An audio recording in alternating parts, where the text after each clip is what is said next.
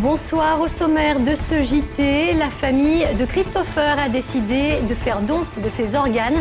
Le jeune homme est décédé après avoir été poignardé dimanche dans le métro. Menacé de fermeture, l'internat Fabre restera finalement ouvert. La ville vient d'obtenir une subvention de l'État. Et puis rencontre avec Paul, l'un des tout derniers rémouleurs de la région.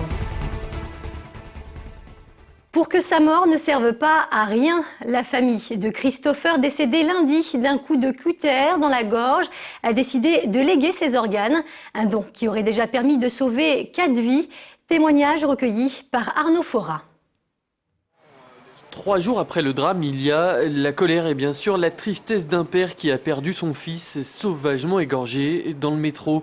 Un geste atroce qui aujourd'hui en appelle un autre, presque aux antipodes. Ce que je voudrais faire passer comme message, c'est que la mort de mon fils, qu'elle ne soit pas vaine. C'est pour ça que j'ai fait le don de ses organes, pour qu'il redonne la vie. À 27 ans, Christopher ne sera pas mort pour rien. Au total, 6 personnes ont pu être sauvées grâce à ses organes. Le don de soi, un sujet que Patrice Arouet évoquait il y a 1 mois et demi avec son fils. Aujourd'hui, frappé par la réalité, il tient ses engagements. Quand j'étais à l'hôpital, j'ai vu les hélicoptères partir. C'était à chaque fois un organe de mon fils, ses poumons, un de ses reins, un de ses vaisseaux, un morceau de tibia, un organe. Qu'au travers de ça, je veux qu'on se souvienne de mon fils. Aujourd'hui, c'est toute la famille de Christopher qui souligne ce geste. Son père, son beau-père et ses frères. À 22 ans, Anthony a insisté pour témoigner malgré la douleur. C'est magnifique. Pourquoi ? Parce qu'on sauve des vies à travers mon grand frère. Il faut qu'on tienne. Mon grand frère me l'a dit. On est fort dans la famille, donc on va rester fort et on va lui porter honneur. Le dernier hommage aura lieu ce week-end avec les obsèques de Christopher. Rebondissement dans l'affaire de la disparition des jumelles suisses enlevées par leur père fin janvier. La maman des 2 petites filles a confié au quotidien 20 minutes qu'il pourrait avoir eu des complicités à Lyon. Sa présence le 30 janvier dans la région a en effet été confirmée par la police grâce au relevé des appels téléphoniques. La mère des jumelles évoque notamment l'existence d'un complice travaillant à l'aéroport Lyon-Saint-Exupéry. La recherche des jumelles se poursuit. Les enquêteurs se concentrent désormais sur la Corse. Ils donnent leur sang pour symboliser les saignées faites dans les effectifs. Les pompiers du Rhône étaient ce matin mobilisés place Antonin-Poncet à l'appel de 3 syndicats. En conflit avec leur direction depuis novembre dernier, ils dénoncent la dégradation de leurs conditions de travail, en cause notamment l'allongement du délai d'intervention. Ils réclament par ailleurs le recrutement de nouveaux sapeurs-pompiers. On écoute 2 d'entre eux au micro de Vincent Serrano. Nous demandons des recrutements de personnel, à savoir qu'en 20 ans, on a une diminution de 100 sapeurs-pompiers professionnels en moins, donc sur le département du Rhône.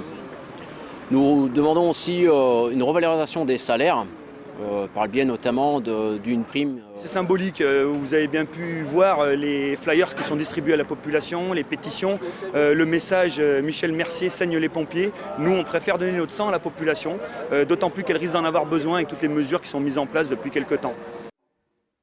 Nouvel accident à l'usine Arkema de Pierre-Bénite. On a appris aujourd'hui qu'une fuite de chloroforme s'était produite lundi dernier. Un accident survenu lors d'une opération de maintenance. Au total, 90 litres de ce solvant ont été rejetés dans le Rhône. Arkema précise toutefois dans un communiqué que cet incident ne devrait pas avoir d'impact sur la faune et la flore du fleuve. Une analyse sur les circonstances de cette fuite est en cours. On vous l'annonçait dès hier, l'internat Fabre restera finalement ouvert. Après de longues négociations, la ville de Lyon a obtenu une subvention de l'État de près de 200 000 €. Les précisions de David Segal.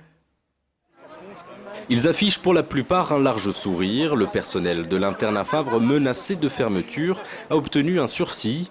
L'État a choisi de reconduire ses subventions jusqu'en 2014 avec une baisse de 35% par rapport à l'année 2010. C'est la ville qui va en partie compenser le manque. La mobilisation s'est fait entendre.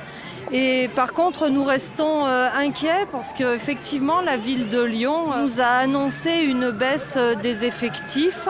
En effet, les subventions de l'État sont passées de 500 000 à 200 000 € en l'espace de 2 ans, pour un budget annuel de l'internat qui s'élève à près de 2 millions d'euros. Par conséquent, la ville a décidé de réduire la capacité d'accueil.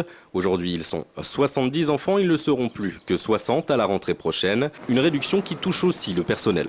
Si vous avez moins d'enfants, en règle générale, quand même, la bonne gestion des des services publics veut qu'on adapte les moyens aux effectifs. Oui, il y aura quelques agents en moins. Une des solutions serait que le Conseil général reconnaisse la mission de prévention de l'internat Favre au même titre qu'un internat d'excellence ou de réinsertion scolaire.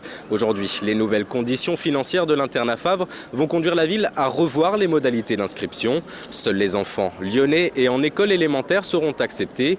Les collégiens ne devraient donc plus être admis dès la rentrée 2011. Et puis éducation toujours, les enseignants se sont à nouveau rassemblés cet après-midi devant le rectorat, à l'appel notamment de la CGT Éduc, du SNES et du SNEEP. Principale revendication, l'arrêt des suppressions de postes, notamment dans les filières professionnelles et technologiques. On est en train de générer une éducation au rabais. C'est ça qui finalement nous choque le plus. 220 suppressions de postes avec des élèves en plus, ça veut dire qu'on fait des économies à toutes les échelles, à tous les niveaux et que c'est au final la qualité du service public d'éducation qui est en train d'être négligée, d'être bafouée. Une collègue qui est en charge d'une classe de terminale, qui est absente depuis le 1er septembre à cause de son congé maternité, qui n'est pas remplacée pendant 4 mois. 20 ans de prison, le réquisitoire vient de tomber dans l'affaire de Chevinet. En avril 2008, Geneviève Bertry aurait drogué puis noyé son compagnon. Hier, la meurtrière présumée a d'ailleurs reconnu avoir poussé la voiture dans l'étang, tout en précisant qu'elle n'était pas dans son état normal. Un argument qui ne semble pas avoir convaincu l'avocat général qui a retenu la préméditation. Le jury est actuellement en cours de délibération.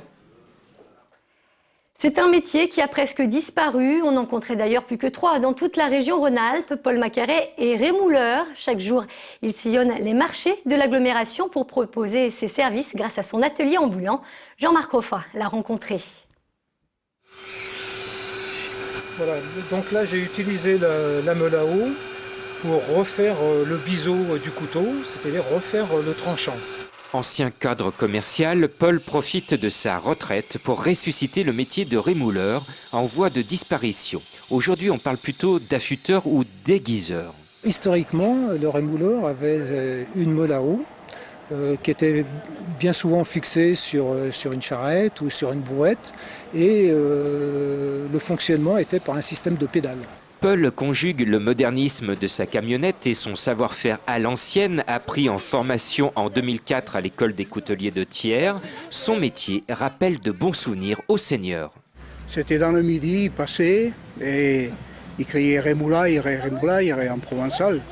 Et effectivement, c'est des gens qui avaient une grosse meule et puis qui s'arrêtaient, on leur donnait les couteaux. De 2,50 € à 8 €, Paul aiguise en 4 étapes du meulage au polissage les objets tranchants. C'est bien fait, hein.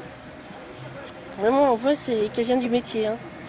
C'est vrai, il était dur, il coupait pas du tout. Là, regardez, ça coupe. Super. Impeccable. Où on trouve ça? Nulle part. On retrouve Paul sur 7 marchés de l'agglomération de Chassieux à Villeurbanne-Charpennes.